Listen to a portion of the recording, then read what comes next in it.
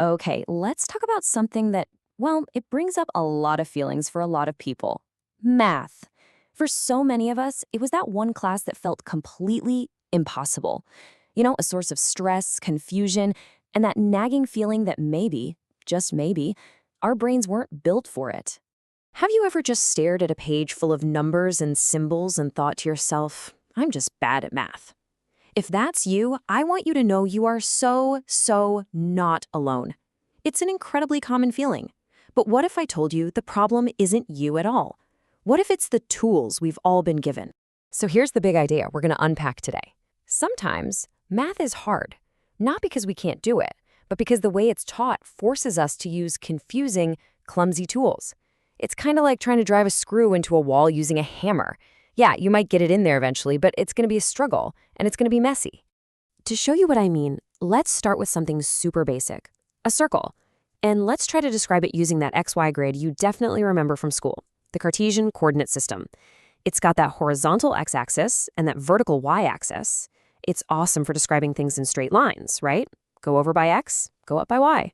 But a circle? That's a whole different story. Using that grid, the formula for a circle is x squared plus y squared equals r squared, where r is the radius. Now, this formula is totally correct. There's nothing wrong with it. But let's be real. It looks a little intimidating, doesn't it? It's got squares, addition. It just doesn't really scream simple, elegant circle. So, this is where we have to ask the most important question in all of problem solving. Is there a better way? What if we just stopped thinking in terms of over and up and tried a totally different approach? What if we change our frame of reference? Well, there is another system called polar coordinates, and instead of x and y, it just describes any point by two things. Its distance from the center, we call that rho, it's just a Greek letter, and its angle. In this system, the equation for a circle is just rho equals r. That's it. In plain English, the distance from the center is always the same. I mean, look at them side by side. One is kind of clunky, and the other is just beautiful. And this isn't just some neat little trick. This core idea that choosing the right perspective can turn something complicated into something simple is at the very heart of one of the biggest, most passionate debates in the entire world of mathematics. And I am talking, of course, about pi. You know it, you learned it, that Greek letter pi. It's the ratio of a circle's circumference, that's the distance all the way around, to its diameter, the distance straight across, about 3.14. But what if I told you there's a whole movement of mathematicians out there who argue, very passionately, that our obsession with pi is fundamentally wrong? Okay, hold on. When they say wrong, they don't mean that the number 3.14159 is incorrect. What they mean is that choosing to define a circle by its diameter was a confusing, unnatural choice that has made math unnecessarily difficult for generations of students. Let me show you why. This is a circle measured in radians, which is how we measure angles in most math and science. Using pi, a quarter of a turn around the circle is pi over 2. Half a turn is pi. A full turn is 2 pi. Do you see how weird that is? A quarter of a turn should have a 4 in it, not a 2. It's counterintuitive, and it's exactly the kind of thing that makes beginners feel like they're missing something. So what's the alternative? Well, meet tau. It's another Greek letter, tau. Tau is also a circle constant, but it's defined way more naturally. It's the ratio of the circumference to the radius. And this just makes sense. Because what defines a circle? It's the set of all points that are a fixed distance, the radius, from the center. The radius is the star of the show. And the relationship between them couldn't be simpler. Tau is just 2 times pi. It's about 6.28. It represents the number of radians in one full turn of a circle. One turn, one number. So let's go back to that circle one more time, but now let's measure it out using tau. And, well, the difference is pretty incredible. Just look at that. With tau, a quarter of a turn is tau over 4. A half turn is tau over 2. A 3/4 turn is 3 tau over 4. And a full turn is simply tau. It's clean, it's intuitive. The numbers actually match what's happening. You don't have to memorize it. It just makes perfect sense. When you see them right next to each other, it's really obvious, isn't it?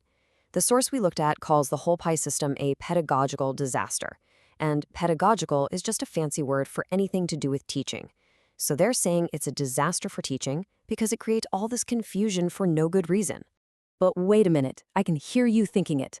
Pi has one huge thing going for it, right? We all had to burn this formula into our brains. The area of a circle is A equals pi r squared. It looks so simple and elegant. Surely this is where pi finally gets the win. Well, not so fast. Let's think for a second about where that formula even comes from. Imagine a circle is just made up of an infinite number of tiny, thin rings, kind of like the rings inside a tree trunk. The total area is just what you get when you add up the circumference of all those little rings, from the very center all the way to the edge. And since the most natural way to write circumference uses tau, well, when you do the math, something really cool happens. The result is area equals 1/2 tau r squared.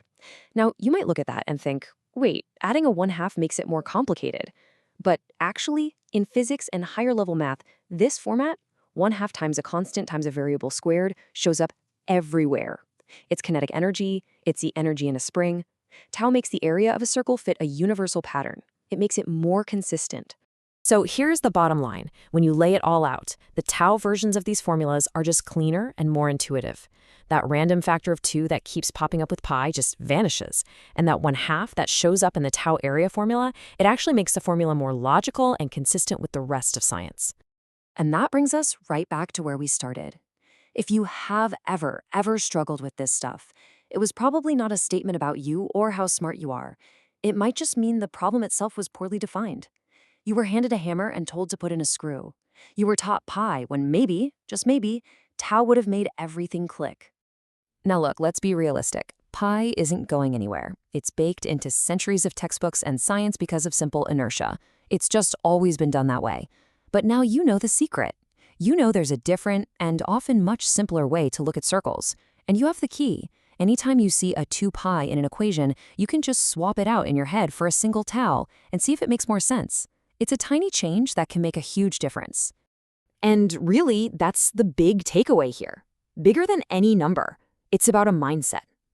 The first step to solving a really hard problem, whether it's in math or in life, isn't always to just try harder. It's to step back for a second and ask, wait, am I even describing this problem in the best way? Is there a simpler perspective? Because sometimes all it takes is a simple change in your frame of reference to make the impossible suddenly feel possible.